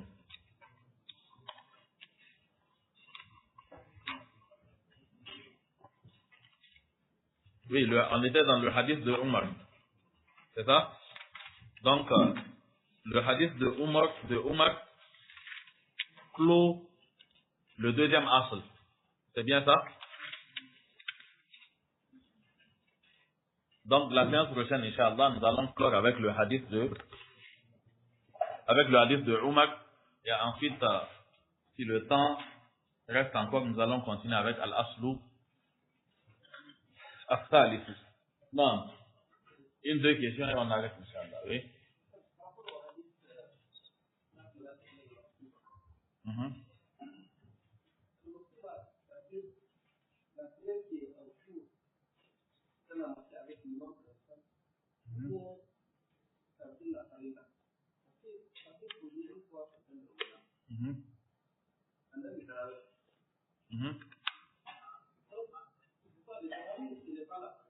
Bien sûr.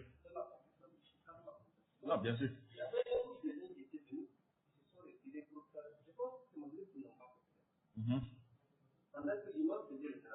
Ok. Isha? Ok.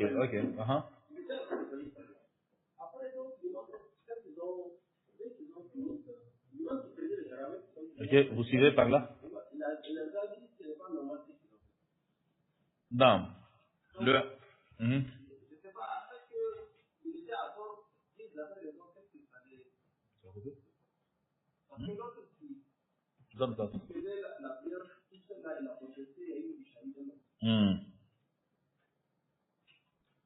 Non. Donc, quand le prophète sallallahu alayhi wa sallam dit إذا أقيمت الصلاة فلا صلاة إلا المكتوبة, c'est la prière obligatoire qui a une iqama. Il a dit إذا أقيمت الصلاة. Quand on fait la iqama pour la prière, il n'y a pas d'autre prière en dehors de la prière obligatoire. La prière obligatoire seulement qui a une iqama. Donc, par conséquent, quelqu'un qui est en train d'accomplir une prière obligatoire pendant qu'on fait le tarawih, le hadith ne rentre même pas dans ce cadre-là. Parce que d'abord, il n'y a pas eu de iqama, le hadith concerne le cas de la iqama. Et en plus, on a dit illa al-maktuba, et ici, il n'y a pas de maktuba.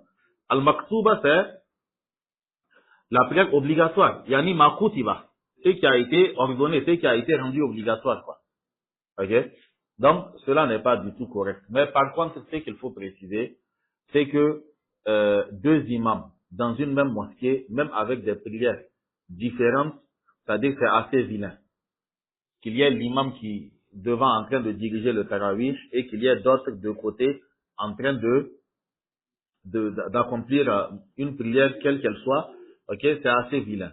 Que chacun aille faire sa prière calmement à voix basse dans le sens de, parce que quand tu es l'imam, tu es obligé d'élever ta voix au-delà de la normale pour que les autres qui sont derrière toi entendent, quoi. Donc, chacun prie individuellement et ensuite il se joint à l'imam pour le tarawih. Oui, wa alaykum assalam.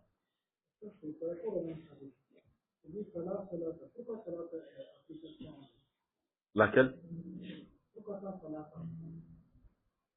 Le la qu'on a là-bas, c'est ce qu'on appelle lamul juhud ou bien an-nafiyatu lil jins. Ok? Et il est considéré comme étant l'une des sœurs de inna. Il rend mansoub tout simplement. Il n'y aura pas de tanwin dans ce genre de cas-là. Ok? Il y a certaines conditions pour que ça soit utilisé. Il y a des conditions où il ne prendra pas l'accent fatha. Ok? Mais bon, ça, on verra ça dans le niveau 4, Inch'Allah. Ok? C'est comme ce que vous avez dans la ilaha إلا الله لا خير في كثير من نجواهم لا حول ولا قوة إلا بالله. نعم. أنت كذلك.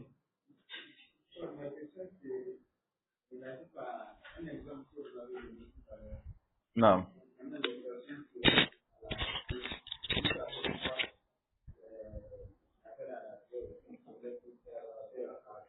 Tu parles de Jum'ah? Non, je parlais de Jum'ah. Bien sûr. Je parlais de Jum'ah. Il y en a qui s'asseyent, c'est-à-dire qu'ils sont assis et ils attendent qu'on finisse l'azan. C'est-à-dire le deuxième azan, quoi. Quand l'imam est dans la mosquée, l'imam a lancé la salam.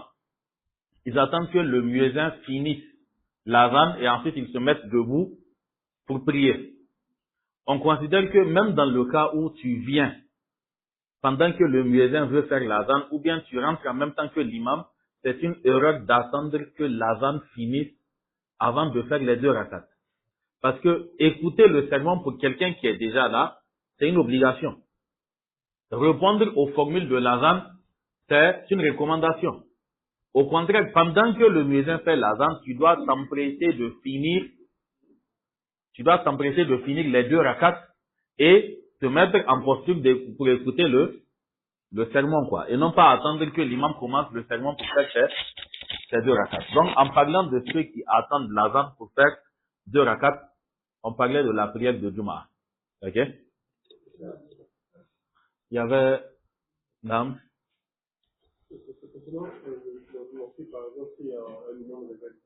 Hein? C'est-à-dire que l'imam de la mosquée est là. Et puis, il reste une minute. Et puis, il est rentré. Donc, ce genre de cas-là.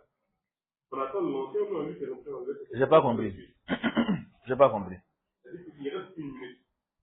L'imam n'est pas en retard. Par exemple, si on fait à 15, et à 14, comme ça, il est rentré. Lui, il est rentré pour diriger.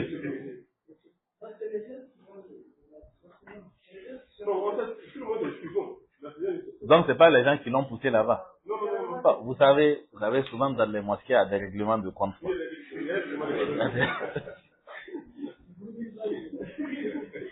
Souvent, il y a des querelles qui ont commencé bien avant cette prière-là. Donc, c'est fait que cette prière-là n'est pas la cause. Cette prière-là, c'est-à-dire que c'est la conséquence de beaucoup de problèmes bien avant. Ce qui fait que ce qui s'est passé lors de cette prière-là, c'est un détail. C'est-à-dire qu'il faut retourner trouver le problème. Sinon, on sait bien que c'est une erreur.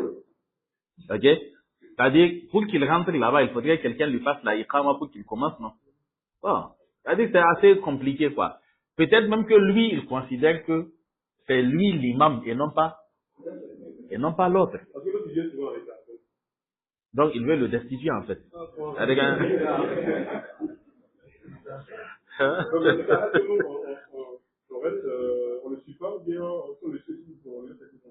Bon, est-ce que moi je sais pas, mais s'il est rentré devant, vous n'avez pas contesté, vous lui avez fait la iqama, vous le suivez. Vous le suivez. C'est-à-dire qu'il rentre devant, il commence la prière, vous le suivez. Votre prière n'aura aucun problème. Votre prière n'aura aucun problème, vous le suivez. Maintenant, après, il y aura forcément des règlements de quoi. Bon, c'est compliqué. Vous savez, quand les gens n'ont rien à faire, il y aura forcément ces genres de problèmes-là. Donc, quand tu as ton travail, c'est-à-dire l'imama là, il y a quoi dedans? Il n'y a rien dedans. C'est-à-dire que tu vas faire ta fille, il est là. Mais quand c'est dans ça, vous mangez. Vous voyez bien que 2 personnes sur le même plat, c'est compliqué. Chacun veut avoir une certaine... voilà. Donc, souvent, c'est ce qui crée ce problème, quoi. Ou encore le fait que l'imama même soit... c'est-à-dire que c'est pas un poste respecté. Généralement, c'est-à-dire, moi, je pense que quand il y a différent entre 2 personnes, les 2 se sont autoproclamés imams, ou bien l'un était l'imam pendant des années, mais pour des questions de compétences, on a trouvé qu'il faudrait le remplacer. Il refuse de céder la place. On leur fait un examen sur table, suivi d'un entretien. C'est fini. C'est-à-dire que c'est une question de compétence. Aujourd'hui, dans beaucoup de mosquées, ailleurs, pour éviter ces problèmes-là, quand vous disputez la place de l'imam, on dit OK. On appelle des gens qui ne sont même pas au courant du problème. nous avons 4-5 imams et on veut choisir un. Donc, on a besoin que vous nous proposiez des sujets et aussi que vous nous envoyez des correcteurs. Et on vient et puis, hein? Ah, j'ai dit ailleurs. Ça va. À Niamey, peut-être c'est arrivé dans 2-3 mosquées que je connais en tout cas. En dehors de ça, voilà. Donc, si on fait ça, je pense que le verdict sera incontestable, quoi. C'est-à-dire qu'on a fait une évaluation, on s'est rendu compte que c'est lui qui lit correctement, c'est lui qui maîtrise telle chose. Bon, sur cette base-là, il a été nommé imam. Tu vas dire quoi? Et très souvent, dès qu'on dit même qu'il y a test, certains vont désister, quoi. Bon, il va argumenter que non, bon, lui, il a appris fi sabilillah, lui, il n'a pas appris pour montrer aux gens qu'il connaît quelque chose, donc lui, il va pas suivre un test. Ok? Rien de tel, c'est-à-dire, plus les choses seront bien encadrées, moins il y aura comment on va dire ça? Pas contestation, d'usurpation d'identité. Ok? C'est-à-dire que si les choses sont bien encadrées, quand tu viens avant qu'on te mette, on appelle des examinateurs, des correcteurs, pour qu'ils te vérifient, il n'y aura pas d'usurpation. C'est-à-dire que partout où tu verras l'imam, tu sais qu'il est là-bas par mérite. Mais quand c'est pas le cas, il y aura forcément des problèmes. Non. Mhm. Mhm. On doit l'accompagner par sallallahu alayhi wa sallam.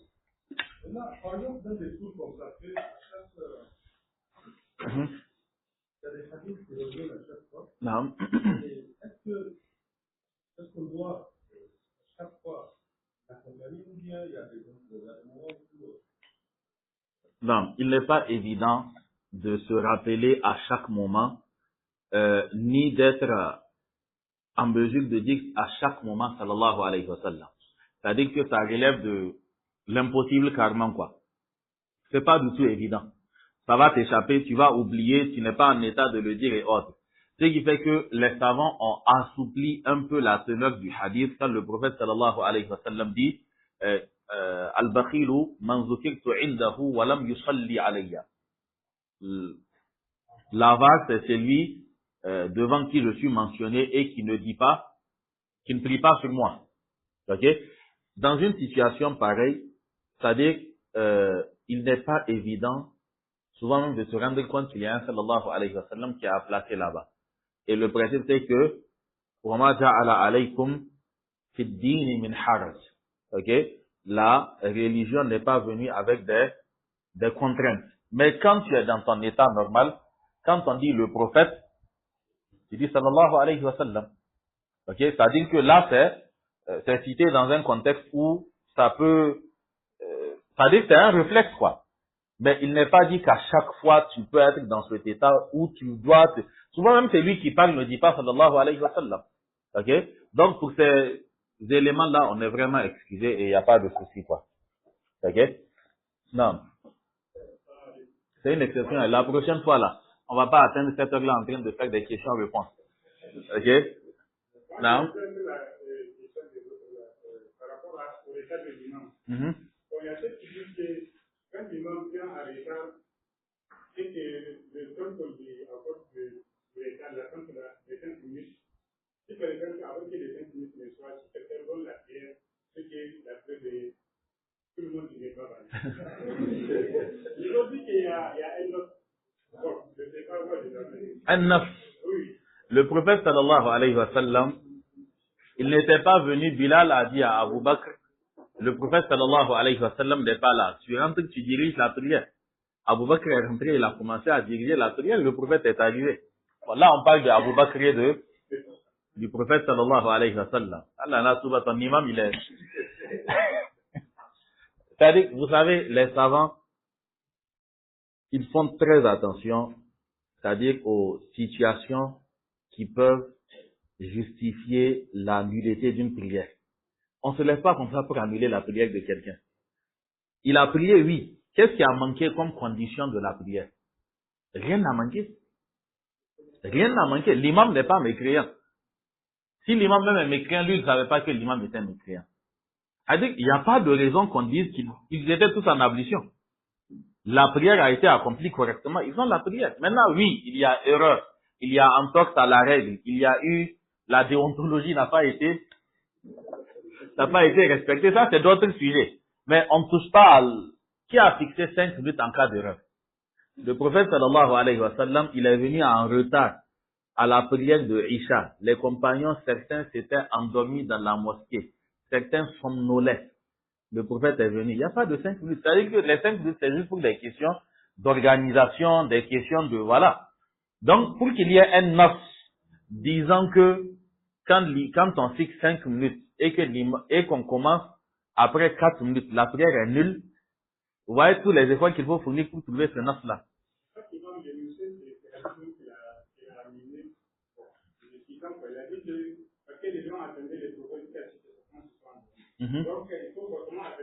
Mais ils attendaient qui? Hein? Le prophète sallallahu alayhi wa sallam, lui-même dans le même hadith, il a dit à ses compagnons que certains ont prié et ils se sont endormis. Mais vous, vous êtes considérés comme étant en prière aussi longtemps que vous avez attendu la prière. Le prophète n'a pas blâmé ceux qui ne l'ont pas attendu. C'est-à-dire, celui qui a une occupation qui est parti, il est parti prier ailleurs ou autre, il n'est pas blâmable. Il n'est pas blâmable. C'est-à-dire, souvent, il faut prendre les choses avec une certaine simplicité. Tu es dans la mosquée, l'imam est en retard. Et il faut que les gens prient. Et souvent, il faut tenir compte du contexte ou encore des lieux dans lesquels les gens sont en train de prier. Okay? Quand les gens vivent dans un même lieu, avec les mêmes réalités, les mêmes contraintes, c'est-à-dire que les retards, les avances et autres, ils subissent tous les conséquences et autres, quoi. Mais quand quelqu'un ferme comment on appelle ça? Sa boutique. Quelqu'un a demandé la permission à l'enseignant pour sortir de la classe. Quelqu'un a donné un rendez-vous. Et il s'est arrêté pour prier là-bas à cause de l'heure fixée. Ok? Peut-être qu'il a attendu pour, je ne sais pas, pour ouvrir quelqu'un et puis, hein? Vous voyez que c'est un peu difficile de dire que non, il faut nécessairement attendre. Ok? Donc c'est assez compliqué, quoi. Il faut vraiment que les gens assouplissent les choses et que les gens arrêtent les faux débats, les débats sur des choses qui n'ont aucune utilité et que les gens diminuent un peu dans leur affaire de gros cœur, quoi. C'est-à-dire où, bon, toi tu es l'imam et puis c'est-à-dire tu penses que parce qu'on t'a appelé l'imam, tu es réellement imam. Et parce que quelqu'un a dirigé la prière en ton absence, tu te mets en colère. Hein? C'est-à-dire que ça n'a pas de sens, quoi. On t'a appelé imam, mais toi-même, il faut tenir compte des réalités. C'est-à-dire que c'est parce que au pays des aveugles, le borgne est roi, que tu es imam. C'est ici, tu es imam. Donc, il ne faudrait pas être pris par la folie des grandeurs et puis exagérer dans ça, quoi. Appeler imam, mais bon. Donc, il faut vraiment prendre les choses avec une certaine légèreté, quoi. Ces genres de sujets-là, c'est censé être des détails. C'est censé être des détails. C'est-à-dire que toi, l'imam, tu es en retard.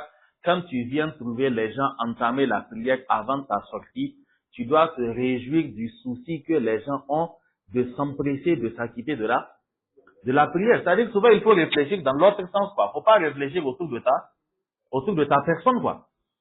Ok? Tu dois te réjouir. C'est-à-dire que tu comprends que donc, ils ne t'ont pas pris comme la seule personne, c'est-à-dire capable d'envoyer leur message, leur prière là-bas, quoi. Ça doit réjouir, quoi. Comment? Vaut mieux éviter les. Voilà. Justement. Certains imams donnent carrément la permission. Ils disent de ne même pas les attendre une minute. Ok?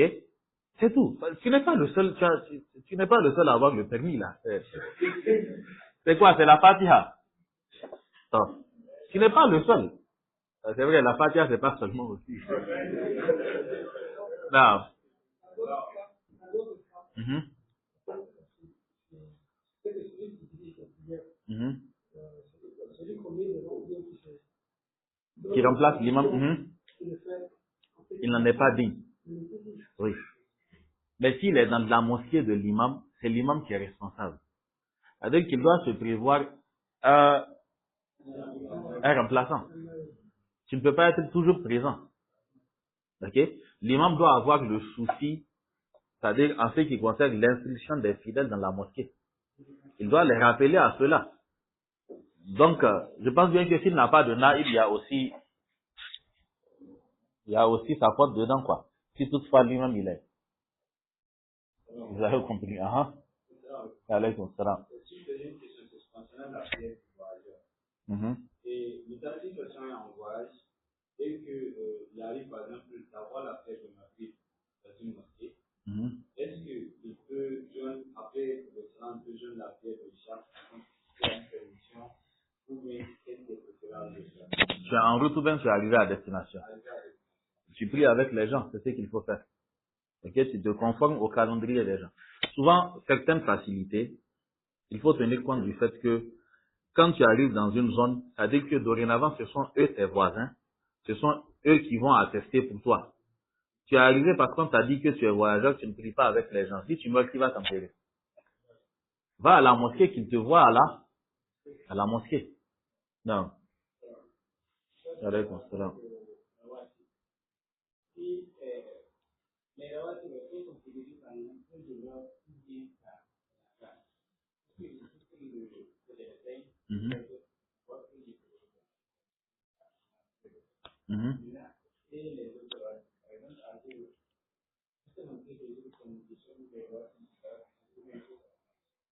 Non, les rawatib ne sont pas conditionnés par l'entrée, par l'azan, mais plutôt par l'entrée de l'heure. Mais il est de l'habitude des gens de joindre les deux. C'est-à-dire que les gens ne font pas les ablutions pour aller faire les rawatib et ensuite attendre 1 heure de temps pour faire la prière obligatoire. Le réflexe des gens, c'est de faire les ablutions, faire les rawatib et ensuite entamer la prière obligatoire.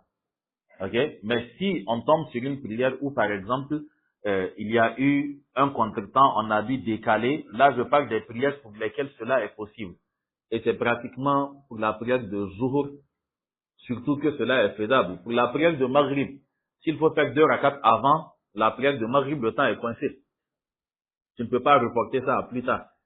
La prière de Isha aussi, c'est possible. Les 2 après Isha, c'est-à-dire qu'il peut y avoir, on a assez de temps, quoi.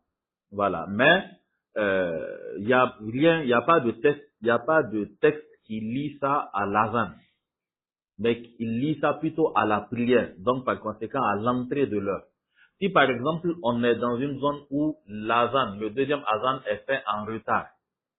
Ok, très en retard. Dès que l'aube apparaît, tu peux faire tes 2 rakats. Ok, tu peux faire tes 2 rakats. Donc, on se fie à l'azan quand l'azan est fait à son heure légale, quoi. Non. Donc, dernière question, on a répondu. À la question? Non.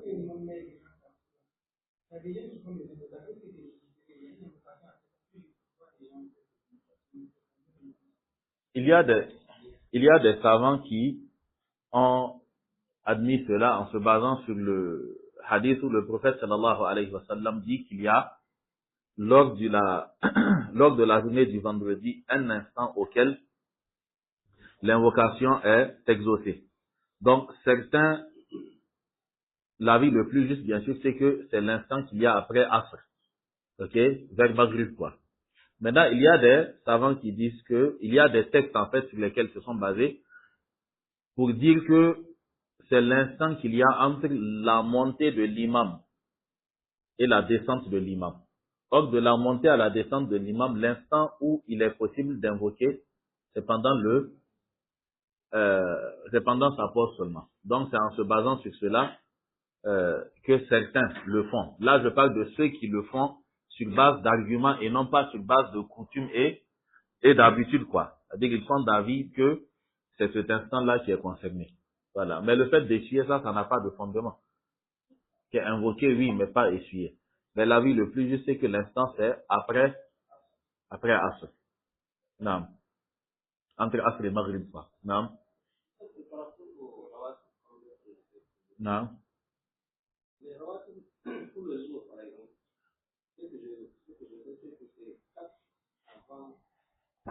Non. C'est bien ça.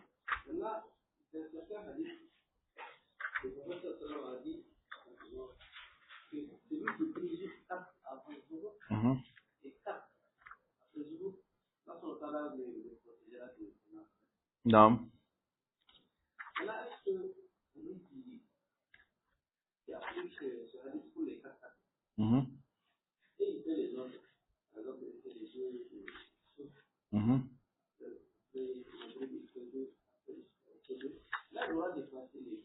Non. Les 12, c'est pas une limite en réalité. Ok? Les 12, c'est pas une limite. Le prophète sallallahu alayhi wa sallam, il dit celui qui prie 12 rakats dans la journée, Allah lui construit un palais au paradis. Et dans une autre version du hadith de Aïcha, ça a été détaillé quoi. C'est-à-dire 4 avant Zuhur, 2 après, ainsi de suite, jusqu'à avoir les 12. L'objectif premier, c'est de faire 12 rakats. Si on a pu répartir les 12 rakats, comme rapporté dans la version de Aïcha, c'est ce qui est encore mieux. Maintenant, en dehors de ces 12-là, il y a d'autres prières facultatives qui sont citées autour de certaines prières qui ne font pas partie de ces 12-là. Ok?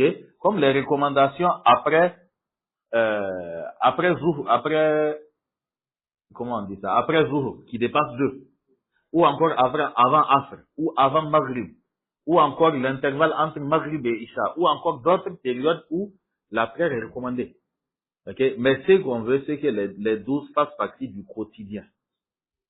Mais en dehors de ces 12-là, pour tout hadith où une récompense est citée, tu fais ça. Si par exemple tu tombes sur le hadith qui dit 4 avant, 4 après pour Zuhur, et il y a aussi le hadith de 4 avant, 2 après pour Zuhur, en faisant les premiers 4, tu fais avec l'intention d'avoir les 2 récompenses citées. C'est-à-dire que ton intention, c'est que tu es en train de te conformer à ce qui est annoncé dans ce hadith-là. Après Zuhur aussi, la même chose.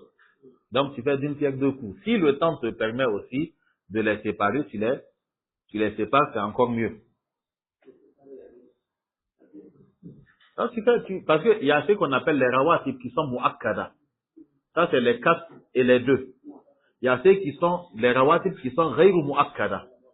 Ça, c'est ceux qui sont cités de temps à autre, quoi. 4 avant Asr ou bien 4 avant Zuhur, 4 après Zuhur, et ainsi de suite. Ça, c'est ghayru mu'akkada. Mais les mu'akkada, ce sont les 12. Donc, les ghayru mu'akkada, si tu peux les faire de manière distincte, c'est encore mieux.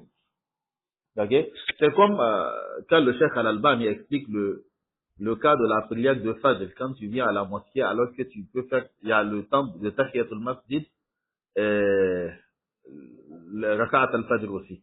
Okay? Donc, si tu fais les deux séparément, c'est correct. Si tu prends l'intention des deux en faisant 2 rakats, parce que déjà Tahiyatul Masjid, une fois que tu as accompli une prière obligatoire ou facultative dans la mosquée, tu t'es déjà déchargé de Tahiyatul Masjid. Donc ça passe pas. Avec que tu peux regrouper les intentions dans ces cas précis bien sûr, ou encore les faire séparément. Comme c'est lui qui veut faire les jours de jeûne, les jeûnes de jour blanc, c'est ça? Et aussi lundi, jeudi. Lundi est tombé un 14 du mois. Tu prends les deux intentions, ça passe. Ok? Non. Comment?